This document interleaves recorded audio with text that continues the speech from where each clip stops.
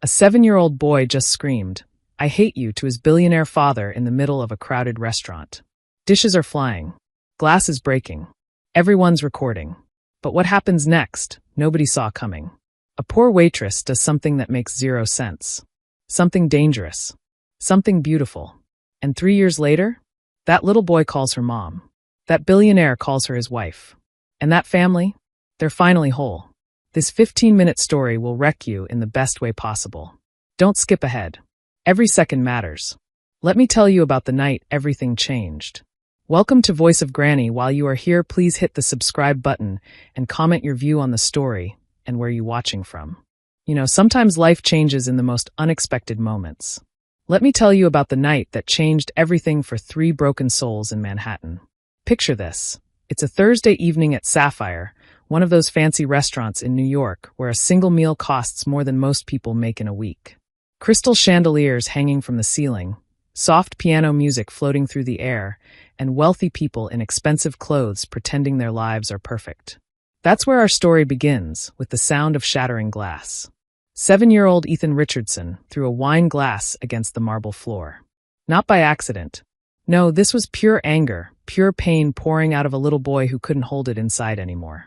Tears streamed down his red face as he screamed words that made grown men in their expensive suits step back in shock. But one person didn't move away. Her name was Sarah Bennett. She was 24 years old, just a waitress trying to make ends meet in the big city. While everyone else watched in horror or pulled out their phones to record the meltdown, Sarah did something different.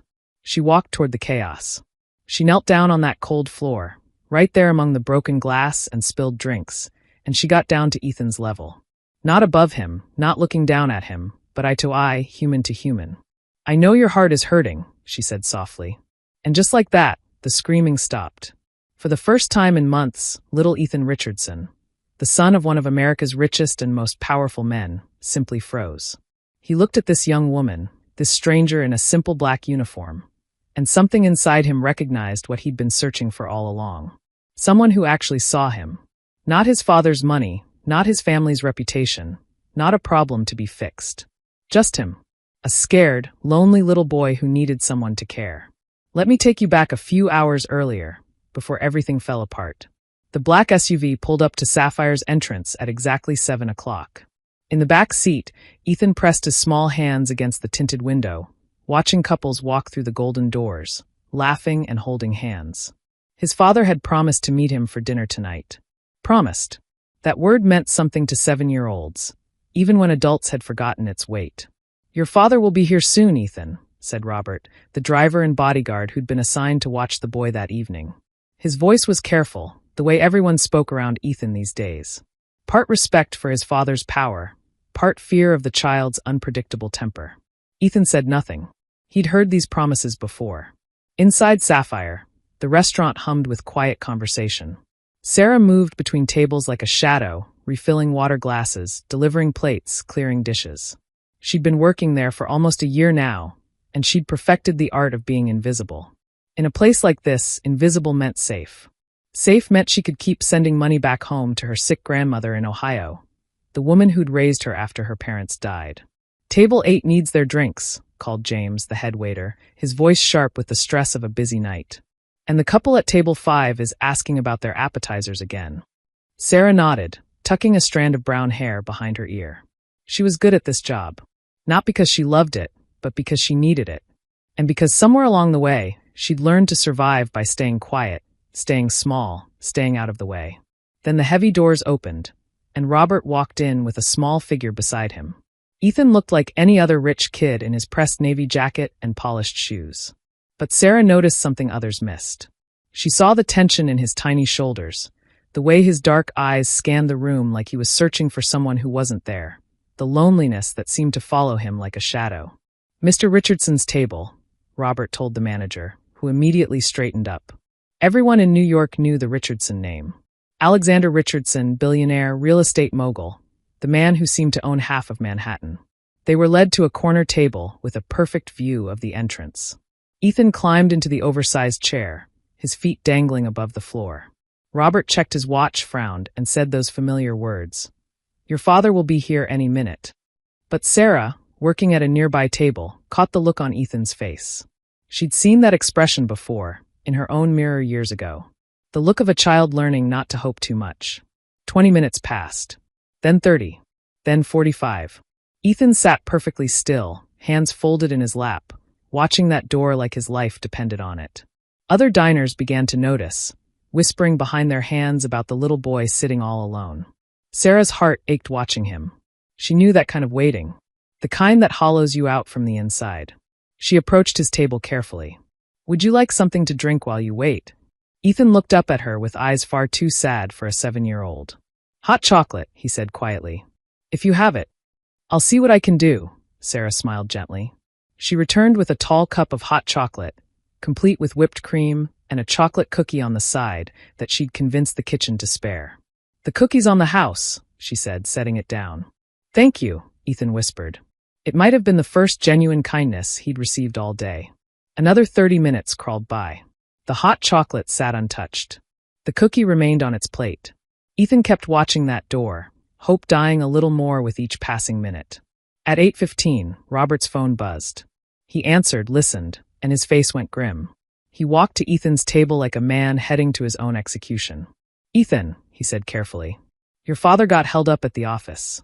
Emergency meeting. He's very sorry and he'll make it up to you."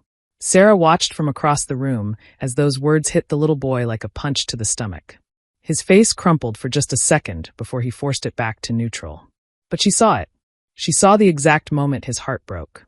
"I want to go home," Ethan said, his voice small and broken. "Your father asked that you eat dinner first," Robert replied, clearly uncomfortable lying to a child. And that's when it happened. That's when everything Ethan had been holding inside just exploded. The hot chocolate cup flew first, smashing against the wall. Then the plate, then the silverware, each piece hitting the floor with a crash that echoed through the suddenly silent restaurant. "I hate him," Ethan screamed. "He promised. He always promises and he always lies." People grabbed their phones. Some left their tables. Robert tried to approach, but Ethan was beyond reason now. Months of loneliness, of broken promises, of feeling invisible in his own home. All of it came pouring out. He grabbed the white tablecloth and pulled, sending everything crashing to the marble floor. Water glasses exploded. Plates shattered. The sound was deafening. "Nobody cares." Ethan sobbed, kicking at fallen chairs. "Mom left and Dad doesn't want me." Those words cut through the chaos like a knife. This wasn't a spoiled child throwing a tantrum. This was a broken little boy crying out for someone, anyone, to see his pain. And that's when Sarah moved.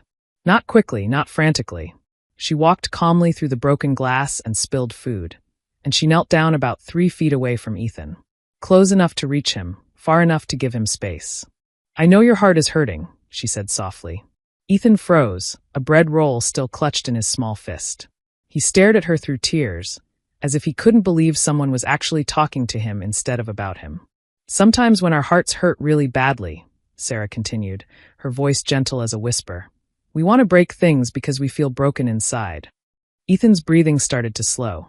The bread roll fell from his fingers. "But breaking things doesn't fix the hurt," Sarah said.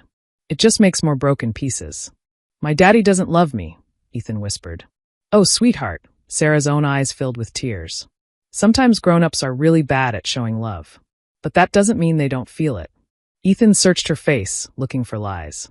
But Sarah's eyes were honest, kind, and free of the fear that everyone else showed around him. "Will you help me clean this up?" she asked gently. "Together?" And slowly, so slowly, Ethan nodded. Neither of them noticed the man who had just walked through the door. Alexander Richardson stood frozen in the entrance, still in his business suit, watching his son kneel on the floor beside a waitress who had just done what dozens of nannies and therapists couldn't do. She had seen Ethan. Really seen him. Not as a problem or an heir or a responsibility, but as a little boy who desperately needed someone to care. And in that moment, surrounded by broken glass and broken hearts, something began to heal. Alexander Richardson was used to commanding rooms. At 42 years old, he'd built an empire from nothing. Hotels, office buildings, luxury apartments across 3 continents. He was the man other powerful men called when they needed something done. Tall, dark-haired with streaks of gray at his temples, wearing suits that cost more than most cars, he'd perfected the art of intimidation. But standing in that restaurant doorway, watching his 7-year-old son carefully pick up broken dishes alongside a young waitress. Alexander felt something he rarely experienced. Fear. Not of enemies or business rivals, but of his own failure as a father. "Dad!" Ethan's small voice broke through his thoughts. The hope in that single word was devastating. Alexander's throat tightened. The scene before him told a story he didn't want to read. His son had been hurt, angry, desperate enough to destroy everything around him, and Alexander hadn't been there. "Again." "Ethan," he said, his voice controlled but strained. "What happened here?" Sarah stood up from the floor, still holding pieces of broken glass. She could feel the shift in the room's energy. Everyone seemed to hold their breath when this man appeared. But when she looked at Alexander Richardson, she saw past the expensive suit and the intimidating presence. She saw the tension in his jaw, the way his hands clenched at his sides when he looked at his son, the guilt written all over his face. "It was an accident," Sarah said quietly, stepping slightly closer to Ethan in an instinctive protective gesture. Alexander's gaze shifted to her. Really looked at her for the first time. Brown hair pulled back simply, green eyes that met his without flinching, and a quiet strength that reminded him painfully of someone he tried not to think about. She was beautiful in a genuine way that had nothing to do with the artificial perfection he usually encountered. "An accident," he repeated, his tone unreadable. "Sometimes accidents happen when we're feeling big emotions," Sarah continued, her hand resting gently on Ethan's shoulder. Ethan was just having a hard time. The simple honesty in her words hit Alexander like a truck. When was the last time someone had spoken to him without fear or hidden agendas? When was the last time someone had defended his son instead of just managing him like a problem to be solved? "I see," Alexander said slowly. He looked around at the chaos. Overturned furniture, broken dishes, hot chocolate staining the white tablecloth. The damage was significant, but he could pay for it. What he couldn't pay for was the damage done to his son's heart. Robert approached nervously. "Mr. Richardson, I tried to—" "Wait in the car, Robert," Alexander cut him off, his eyes never leaving Ethan. As Robert retreated, Alexander moved closer. Ethan instinctively stepped back, bumping into Sarah's legs. She steadied him with gentle hands, and Alexander noticed how naturally his son leaned into her touch, how he trusted this stranger more than his own father. "Are you hurt?" Alexander asked, crouching down to Ethan's eye level. Ethan shook his head, but his lower lip trembled. "I'm sorry, Dad. I didn't mean to break everything." Those words shattered something inside Alexander. His son was apologizing for having feelings, for reacting like any child would when promised something and let down again. It was exactly what Alexander himself had learned to do as a child.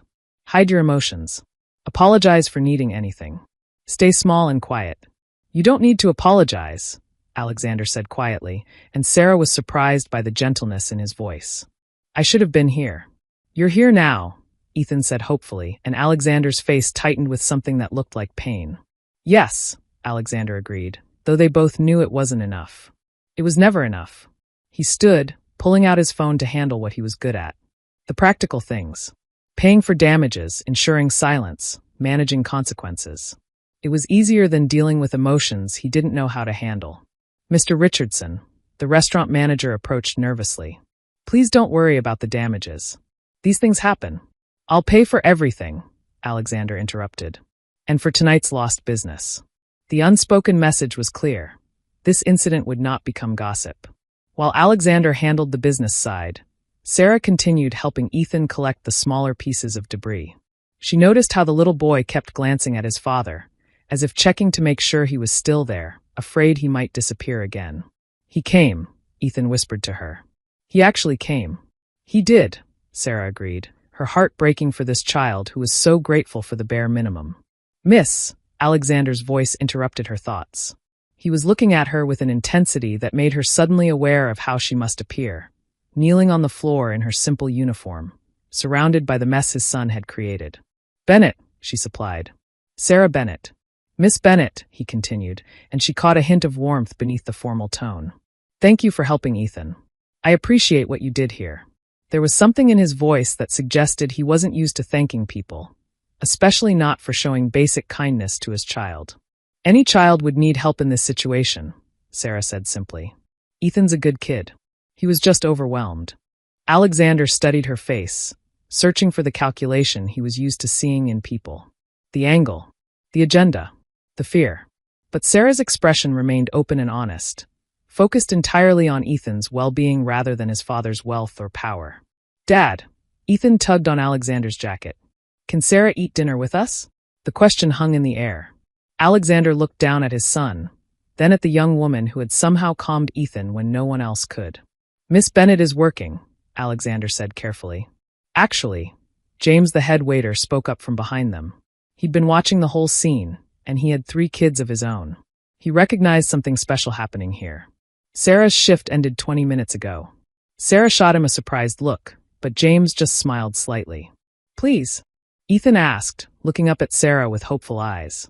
"I promise I won't break anything else." Sarah glanced between father and son.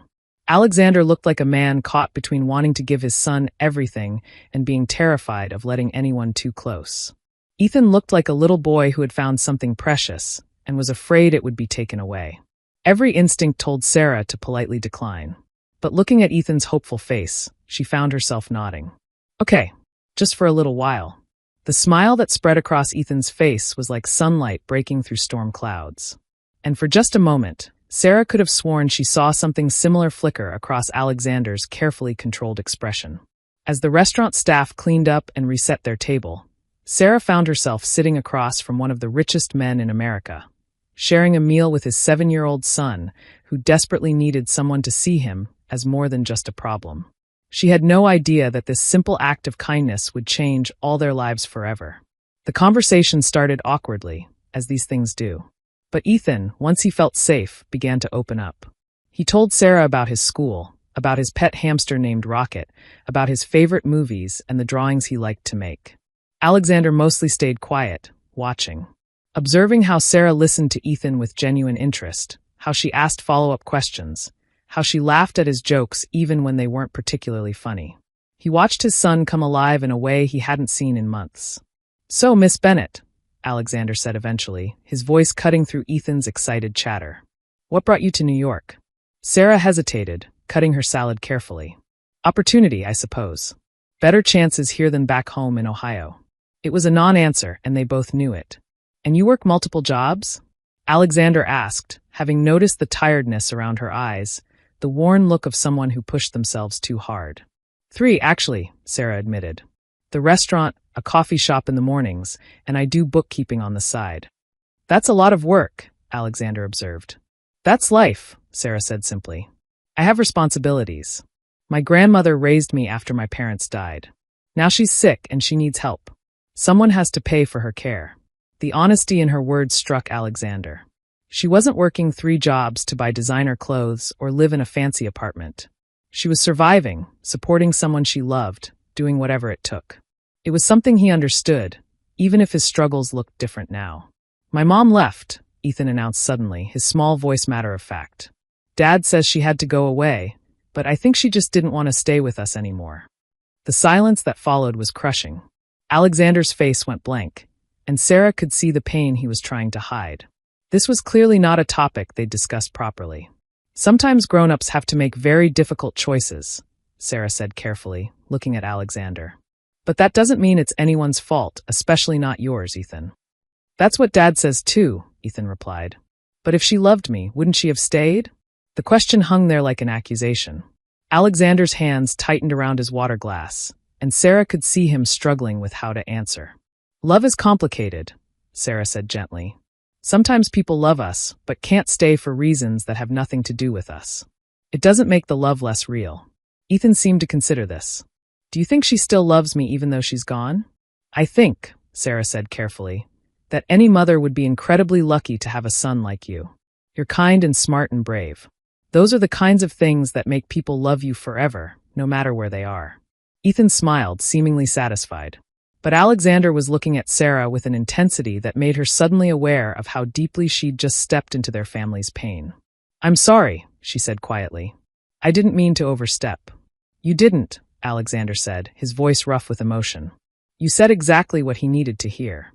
As their food arrived and the conversation shifted to lighter topics, Sarah found herself relaxing despite the surreal nature of the situation. Ethan was funny and sweet when he felt safe, and even Alexander seemed to soften as the evening progressed, the hard edges of his business persona falling away to reveal glimpses of the father underneath. By the time dessert arrived, Sarah realized something that should have terrified her. She was starting to care about these two broken people. The lonely little boy and the father who was trying so hard but didn't know how. And caring about them, she was learning, was the most dangerous thing she could do. 3 days after that dinner, Sarah was closing up at the coffee shop when a sleek black car pulled up outside. Her heart skipped when she saw Alexander Richardson step out, looking somehow even more imposing in broad daylight. "Miss Bennet," he said as she locked the door behind her. "Do you have a moment?" Sarah nodded, suddenly nervous. Had she done something wrong? Had Ethan gotten in trouble because of her? "Ethan hasn't stopped talking about you," Alexander said, getting straight to the point. "He asks about you every day. He wants to know when he'll see you again." Sarah didn't know what to say to that. "I know this is unusual," Alexander continued, "but I'd like to invite you to our home. Ethan would like to show you his room, his drawings. If you're comfortable with that." Every logical part of Sarah's brain screamed at her to say no. Getting involved with this family was crossing a line from which there'd be no going back. But the memory of Ethan's hopeful face kept pushing through her caution. "Okay," she heard herself say. "When? Saturday afternoon? I'll send a car for you at 2. That's how Sarah found herself, 3 days later, riding through the exclusive neighborhoods of Manhattan's Upper East Side. The Richardson penthouse took up the entire top floor of a building overlooking Central Park. It was stunning, but also cold, like a museum display rather than a home where a child lived. Ethan burst out as soon as she arrived, throwing his arms around her waist. "Sarah, you came. I knew you would." Behind him, Alexander stood in the doorway, dressed more casually in jeans and a dark sweater, but still somehow intimidating. "Welcome," he said, and there was warmth in his voice that hadn't been there at the restaurant. Ethan dragged her through room after room, showing her everything with childlike excitement. But Sarah noticed what was missing. No family photos. No personal touches. No evidence that real people with real emotions lived here. Ethan's room was different. Here, finally, was proof of a 7-year-old's existence. Toys everywhere, drawings taped to walls, books stacked on every surface. It was the only room that felt lived in. "This is my favorite truck," Ethan announced, showing her a bright red fire engine. "And this is where I do my drawings. And this is my bed, where I sometimes have bad dreams." The casual mention of nightmares made Sarah's chest tighten. "What kind of bad dreams?" "About Mom," Ethan said simply, sitting on his bed. "Sometimes I dream she comes back, but then I wake up and she's still gone." Sarah sat beside him. "Dreams can be confusing sometimes. Do you ever have bad dreams?" "Sometimes," Sarah admitted. "When I was young, I used to dream about my parents after they died." "Did the dreams stop?" "Eventually. But it took time." Ethan nodded seriously. "Dad has bad dreams too. Sometimes I hear him walking around at night." Before Sarah could respond, Alexander's voice came from the doorway. "Ethan, why don't you show Miss Bennet the garden? The flowers are beautiful right now." There was something in his tone that suggested he'd heard more of their conversation than he wanted to. The garden was spectacular, a private oasis in the middle of Manhattan. Ethan ran ahead to the swing set, leaving Sarah and Alexander walking side by side. "He talks to you," Alexander observed quietly, "about things he doesn't usually discuss." "Children often find it easier to talk to people who aren't directly involved," Sarah replied. "Sometimes an outside perspective feels safer." Alexander was quiet for a moment. "He's been having more nightmares lately. The therapist says it's abandonment issues." The clinical term sounded wrong coming from him, as if he were discussing someone else's child. "Have you talked to him about what happened with his mother?" Sarah asked gently. Alexander's jaw tightened. "What's there to discuss?" She left. "That's the end of it." "But it's not the end for Ethan," Sarah pointed out. "He's 7 years old, and he doesn't understand why his mother would choose to leave him. He's probably blaming himself." "He shouldn't," Alexander said sharply. "It wasn't his fault." "But does he know that? Really know it?" Alexander stopped walking, his hands clenched at his sides. For a moment, Sarah thought she'd pushed too far. But when he spoke, his voice was raw with emotion she hadn't expected. "I don't know how to talk to him about it," he admitted. "I don't know how to explain something I don't understand myself." The vulnerability in his admission caught Sarah off guard. This was Alexander Richardson, a man who commanded billion-dollar deals and controlled vast wealth. But right now, he just looked like a lost father drowning in his own inadequacy. Maybe you don't need all the answers, Sarah suggested softly. Maybe you just need to let him know his feelings are valid and that you're not going anywhere. Alexander looked at her sharply. And what makes you think I'm not going anywhere? The question hung between them, loaded with meaning. Sarah realized she'd made an assumption based on hope rather than evidence. In Alexander's world of high-stakes business and dangerous risks, there were no guarantees. I suppose I don't know that, she said quietly. But Ethan needs to believe it. They spent the rest of the afternoon in the garden, with Ethan showing Sarah every flower, every tree, every corner of his world. Alexander watched from a distance, occasionally joining in but mostly observing. As the sun began to set, painting the sky orange and pink, Ethan curled up beside Sarah on a bench, his head resting against her arm. I wish you could stay for dinner, he said sleepily. I wish I could too, Sarah said honestly. But I have to work tonight. Do you like working so much? Ethan asked. The innocent question hurt more than it should have. I work because I have to, sweetheart. But I like meeting people like you. People like me are probably pretty rare, Ethan said with 7-year-old wisdom. Very rare, Sarah agreed, kissing the top of his head. When it was time to leave, Ethan hugged her tightly, making her promise to visit again. Alexander walked her to the elevator, his expression unreadable. Thank you, he said. For today. For seeing him. Thank you for trusting me with him, Sarah replied.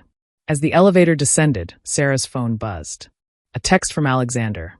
You're good for him. For us. Please come back soon. She stared at those words, her heart racing.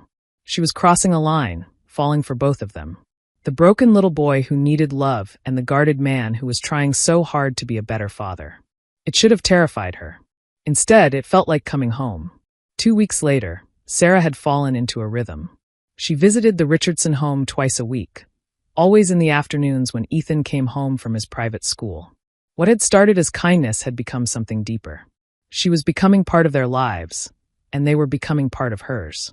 But on a Tuesday evening, everything shattered. Sarah was closing the coffee shop when her phone rang. Unknown number. Something made her answer. Miss Bennett. The voice was tense, professional. This is Dr. Wilson from Mount Sinai Hospital. You're listed as an emergency contact for Ethan Richardson. Sarah's blood turned to ice. What happened? Is he okay? He's stable, but he was brought in about an hour ago. There was an incident at school. His father is unreachable. Can you come? Sarah didn't remember locking up or how she got to the hospital. She only remembered running, her heart pounding, terrified of what she might find. The pediatric emergency room was chaos, but she spotted Ethan immediately. He sat on an examination bed, a large bandage covering his left temple. When he saw her, his face crumpled with relief. Sarah. He reached for her, and she gathered him into her arms. I'm here, baby. I'm here. What happened? Some older kids, Ethan whispered against her shoulder. They said mean things about Dad, about our family being fake rich, about Mom leaving because she didn't want me. I got mad and pushed one of them. He pushed me back and I hit my head. Sarah's heart broke. Ethan was being bullied because of his family's visibility, because of his mother's abandonment, and he was too young to understand why other children could be so cruel. Where's your dad? She asked gently. I don't know, Ethan said, his voice small. The school called him, but he didn't come. Robert brought me here, but then he had to leave for work. Dr. Wilson appeared, a kind-faced woman. You must be Miss Bennett. Ethan's been asking for you. How is he? Minor concussion. We'd like to keep him overnight for observation. Is there any way to reach his father? Sarah pulled out her phone and dialed Alexander's number. It went straight to voicemail. She tried again. Same result. His father is in business, she said carefully. Sometimes he's difficult to reach. Dr. Wilson nodded, understanding more than her words said. Well, Ethan seems very comfortable with you. Would you be able to stay with him tonight? Of course, Sarah said without hesitation. They moved Ethan to a private room. He fell asleep holding Sarah's hand, his small fingers wrapped around hers like a lifeline. And Sarah sat there in the uncomfortable hospital chair, stroking his hair, whispering that everything would be okay. It was nearly midnight when Alexander finally appeared. Sarah looked up to see him standing in the doorway, still in his business suit but disheveled in a way she'd never seen. His hair was messed up, his tie loose, and there was something wild in his eyes that spoke of barely contained panic. How is he? He asked quietly, moving to the other side of Ethan's bed. Sleeping. Minor concussion, but he'll be okay. Sarah studied his face. Where were you? Alexander's jaw tightened. Business. I couldn't get away. He needed you, Sarah said, her voice sharper than she intended. He was hurt and scared, and you weren't there. You think I don't know that? Alexander's voice was low but intense. You think I wanted to be stuck in a board meeting dealing with a hostile takeover instead of being here with my son? The words revealed more than he probably intended. Sarah realized that Alexander's absence hadn't been a choice. It had been a necessity born of the complicated world he inhabited, where million-dollar decisions couldn't always wait, even for family emergencies. I'm sorry, she said quietly. I didn't understand. Alexander sank into another chair, suddenly looking exhausted. No, I'm sorry. You dropped everything to be here when I couldn't. I owe you more than I can repay. They sat in silence for a while, watching Ethan sleep. Finally, Alexander spoke again. This is why Catherine left, he said quietly. My ex-wife. She couldn't handle the uncertainty. Never knowing when work would demand everything. Never knowing if our family came first or second or last. She said she couldn't raise a child in this world. But she left the child in this world, Sarah pointed out gently. Alexander's laugh was bitter. She tried to take him. I fought her for custody. 1. Maybe I was wrong to do that. Maybe he'd be better off with her, somewhere quieter, somewhere normal. Is that what you really believe? Alexander looked at his sleeping son, and Sarah saw love and fear battling in his expression. I believe that being my son comes with complications most kids never face. Ethan doesn't see complications when he looks at you, Sarah said softly. He sees his father. The person he loves most in the world. And what do you see? Alexander asked, his eyes meeting hers across the hospital bed. The question was loaded with meaning, and Sarah felt the weight of her answer. I see someone trying to be better than his circumstances, she said finally. Someone who loves his son enough to question whether that love is enough. Alexander stared at her for a long moment. You should walk away from this, from us. You're a good person, Sarah. You deserve a normal, safe life. What if I don't want normal? Sarah asked, surprising herself with her honesty. Then you don't understand what you're saying, Alexander replied. You don't know what being part of this world means. So tell me, Sarah challenged. Tell me the worst of it, and let me decide for myself. Alexander was quiet for so long that Sarah thought he wouldn't answer. When he finally spoke, his voice was barely above a whisper. My father left when I was 7 years old. Same age Ethan is now. Just walked away one day and never came back.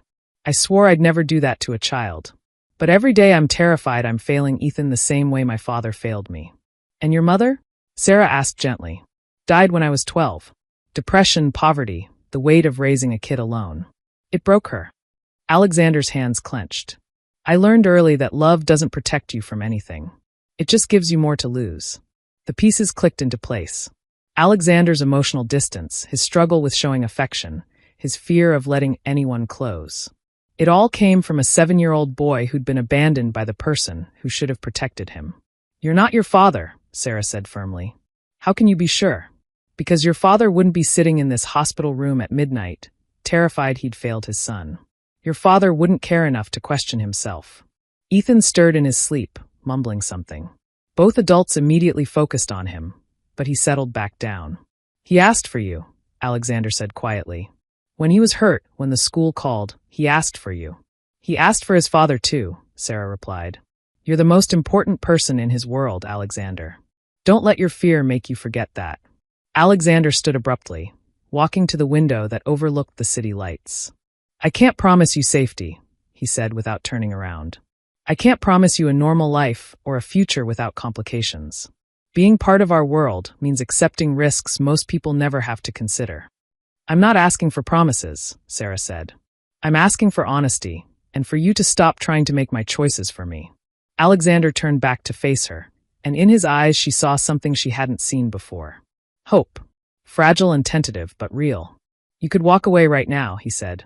Ethan would be hurt, but he'd recover. You could go back to your safe life, find someone normal, someone who doesn't come with all this baggage. I could, Sarah agreed. But I won't. Why? Sarah looked at Ethan sleeping peacefully between them, then back at Alexander. Because that little boy has already claimed a piece of my heart. And because his father is worth the risk. The silence that followed was charged with possibility and fear in equal measure. Finally, Alexander moved back to his chair, reaching across the bed to take Sarah's free hand. "If you stay," he said quietly, "you're part of this family. Both of us. And I protect what's mine." "Is that a threat or a promise?" Sarah asked. "Both," Alexander replied, his thumb tracing across her knuckles. "In my world, they're often the same thing." As dawn broke over New York City, painting the hospital room in soft golden light, Sarah made her choice. She squeezed Alexander's hand and settled back in her chair, ready to face whatever came next. She was part of their family now, for better or worse. And looking at the two Richardson men who had claimed her heart, she couldn't bring herself to regret it. Some risks, she was learning, were worth taking. Let me tell you how this story ends. Or rather, how it begins again. 3 years later, the sound of laughter filled the garden of the Richardson home. Ethan, now 10 years old, chased his younger sister around the flower beds. Little Emma Richardson was 3, with her father's dark eyes and determined chin, and her mother's brown hair and gentle spirit. "Careful, you two," Sarah called from where she sat on the garden bench, one hand resting on her rounded belly. At 6 months pregnant with their second child, she'd learned to delegate the more energetic activities. Alexander emerged from the house, loosening his tie as he walked toward his family. At 45, he'd aged well, though there were more lines around his eyes now. Laugh lines, Sarah liked to point out. Lines earned through years of happiness he'd never expected to find. "How was your day?" Sarah asked as he settled beside her. "Long," he admitted, pressing a kiss to her temple. "But better now." Ethan ran over, his school uniform grass-stained and his hair messed up. "Dad, guess what happened at school today?" "What happened?" Alexander asked, automatically checking his son for injuries. "Old habits died hard. Tommychin said his dad could beat up my dad in a business deal," Ethan announced proudly. "So I told him my dad doesn't need to prove anything because he's got better things to do. Like teaching me to play chess and helping Emma with her puzzles and making sure Mom doesn't lift heavy things." Sarah and Alexander exchanged a look over Ethan's head. In the 3 years since they'd married, Alexander had made significant changes to his life. He'd stepped back from the most demanding aspects of his business empire, delegating more, prioritizing differently. It hadn't been easy, and there were still challenges, but he'd kept his promise to give his family the life they deserved. "And what did Tommy say to that?" Sarah asked. "He said that sounded pretty cool, actually," Ethan grinned. "And then he asked if you could teach his dad how to make pancakes like you do on Sundays." "I think I could manage that," Sarah laughed. Emma toddled over, her small arms reaching up. "Daddy up!" Alexander lifted her easily, settling her on his lap. "Did you have a good day with Mama?" "We painted," Emma announced, "and read stories. And Mama let me help make cookies." "Did you save any for Daddy?" Alexander asked seriously. Emma giggled and nodded toward the house. "In the kitchen. But Ethan ate 3 already." "I was quality testing," Ethan protested. "Someone has to make sure they're safe for pregnant ladies and little kids." "Very responsible of you," Alexander said solemnly, though his eyes twinkled with amusement. As the sun began to set, painting the sky in those familiar shades of orange and pink, the family settled into comfortable conversation. Ethan told them about his upcoming school play. Emma babbled about her day in a mix of English and random words she'd picked up. And Sarah shared news from her weekly calls with her grandmother in Ohio. "Grandma wants to visit again soon," Sarah said. "She's threatening to fly out here by herself if we don't invite her." "She's welcome anytime," Alexander said. "Ethan needs more practice with his card games anyway. She beats him every time." "I'm getting better," Ethan protested. "Last time I almost won at Go Fish." Later, after the children were bathed and tucked into bed, Sarah and Alexander sat on their bedroom balcony, looking out over the glittering city lights. Sarah was curled against Alexander's side, his arm wrapped protectively around her. "Do you ever regret it?" Alexander asked quietly. "Choosing this life with us?" It was a question he asked occasionally, usually when something reminded him of the risks his family faced because of who he was. "Never," Sarah said firmly. "Do you regret letting me stay that night in the hospital?" "Never," Alexander echoed, pressing a kiss to her hair. "Though I still think you're brave for choosing us." "Brave or smart?" Sarah murmured. "I got the best deal possible. A husband who loves me, children who make me laugh every day, and a life full of meaning." They sat in comfortable silence for a while, watching the city below. Finally, Sarah spoke again. "Ethan asked me something today while you were at work." "What?" He wanted to know if the new baby would be a boy or a girl. When I said we wanted it to be a surprise, he said he hoped it would be a boy so he could teach him how to be brave like his dad. Alexander's arm tightened around her. And if it's a girl? Then he'll teach her how to be strong like her mama, Sarah finished with a smile. Either way, he's already planning to be the best big brother in the world. Alexander was quiet for a moment, processing his son's words. He thinks I'm brave. He thinks you're a hero, Sarah corrected gently. The man who protects his family and keeps them safe.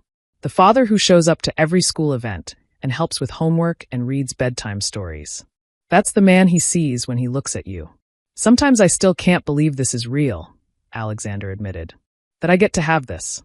A family who loves me. Children who aren't afraid of me. A wife who sees the best in me even when I can't see it myself. Believe it, Sarah said, placing her hand over his heart. This is your life now. Our life. And it's only going to get better. From down the hall came the sound of little feet padding across the floor, followed by Ethan's voice calling softly. Mom? Dad? Emma had a bad dream. They found both children in Emma's room. Ethan was sitting on the edge of her toddler bed, gently patting her back while she sniffled into her stuffed bunny. What's wrong, sweetheart? Sarah asked, settling carefully beside the bed. Scary monster, Emma whispered. In the closet. Well, we can't have that, Alexander said seriously, moving to the closet and opening the door wide. Let's check. No monsters in here. Just clothes and toys. Maybe it's hiding, Emma said uncertainly. You know what? Ethan said importantly. Monsters are afraid of families that love each other. Dad told me that once. As long as we're all together, no monsters can get us. Is that true, Daddy? Emma asked. Alexander knelt beside the bed, his expression solemn. Absolutely true. Love is the strongest thing in the world, and this family has more love than any monster could handle. Emma seemed satisfied with this explanation, curling up under her covers with her bunny clutched tightly. Will you stay until I fall asleep? Of course, Sarah said, settling into the rocking chair beside the bed. Ethan, do you want to help me sing? As their voices blended together in a soft lullaby, Emma's eyes grew heavy. Ethan held her hand, and Alexander stood guard by the window, watching over all of them. It was a scene that would have seemed impossible just a few years ago. Alexander Richardson, powerful billionaire, singing lullabies to his children while his wife rocked gently in a chair. But this was what love had done, what family had made possible. When Emma was finally asleep, they tucked Ethan back into his own bed, where he proudly showed them his latest drawing. The same stick figure family he'd drawn years ago, but now complete. The third figure was clearly Sarah, with long hair and a big smile, standing between him and his father. And now there were two more figures added. A smaller girl with curly hair labeled Emma, and another tiny figure labeled Baby. It's perfect, Sarah whispered, kissing his forehead. Just like our family. I love you, Mom, Ethan said sleepily. I love you, Dad. Thank you for making our family complete. As they turned off the lights and closed his door, Alexander caught Sarah's hand in the hallway. Thank you, he said quietly. For what? For seeing him that night at the restaurant. For staying when you should have run. For loving us when we didn't know how to love ourselves. He paused, his voice thick with emotion. For making me a better man than I ever thought I could be. You did that yourself, Sarah said, reaching up to cup his face. I just reminded you who you already were underneath all that fear. I love you, Alexander said, the words still carrying the wonder of someone who'd never expected to say them and mean them so completely. I love you too, Sarah replied. All of you. Forever. As they walked back to their bedroom, past the rooms where their children slept safely, Sarah thought about that night 3 years ago. When a little boy had broken dishes and her heart in equal measure. When she'd made a choice to see past the chaos to the pain underneath. To offer kindness instead of judgment. That choice had led to this. A love deeper than she'd ever imagined. A family that had healed each other's wounds. A future bright with promise and possibility. You see, sometimes the most important moments in our lives don't look important at first. Sometimes they look like broken glass on a restaurant floor and a crying child who everyone else has given up on. Sometimes they look like taking a risk that doesn't make sense, choosing love over safety, staying when logic says to run. Sarah had knelt down beside a broken little boy and whispered, I know your heart is hurting. And in doing so, she'd healed not just his heart, but his father's too. And her own. Because in the end, that's all any of us really need. Someone to see our pain. someone to stay through the storm, someone to believe that love is stronger than fear. The Richardsons had found that in each other, and it had made all the difference. Sometimes the bravest thing you can do is choose to love someone who's forgotten how to be loved, to see potential where others see problems, to build a family not from perfection, but from broken pieces that fit together in beautiful, unexpected ways. That night, as Sarah drifted off to sleep in Alexander's arms, she smiled, because she knew that tomorrow would bring new challenges, new joys, new moments of ordinary magic. Ethan would probably spill his breakfast. Emma would demand the same story 3 times. Alexander would get an important work call at exactly the wrong moment. And it would all be perfectly, beautifully, wonderfully real. This was their family, built not on wealth or status or perfection, but on something far more valuable. On choosing each other every single day. On showing up even when it's hard. On believing that broken things can be made whole again with enough love and patience. And as the city lights twinkled outside their window, 3 floors above the busy Manhattan streets, the Richardson family slept peacefully, safe in the knowledge that whatever tomorrow brought, they would face it together. Because that's what families do. Real families. The ones built not from fairy tales, but from choice and commitment and the brave decision to love each other through everything. That little boy who threw dishes in a restaurant? He grew up knowing he was loved. That guarded billionaire who didn't know how to be a father? He learned. And that waitress who saw what no one else could see. She became exactly what they needed. Not because she was perfect, but because she was willing. Willing to see. Willing to stay. Willing to believe that some broken things are worth putting back together. And in the end, isn't that what we're all looking for? Someone who will kneel down beside us when we're at our worst and whisper, "I know your heart is hurting, but I'm here, and I'm not leaving." That's the real story. Not about billionaires or fancy restaurants or dramatic rescues, but about the quiet, powerful choice to love someone enough to help them heal, to build a family from fragments, to turn pain into purpose and fear into faith. The Richardson family learned that lesson together, and they lived it every day. That's how this story ends. Or rather, how it truly begins.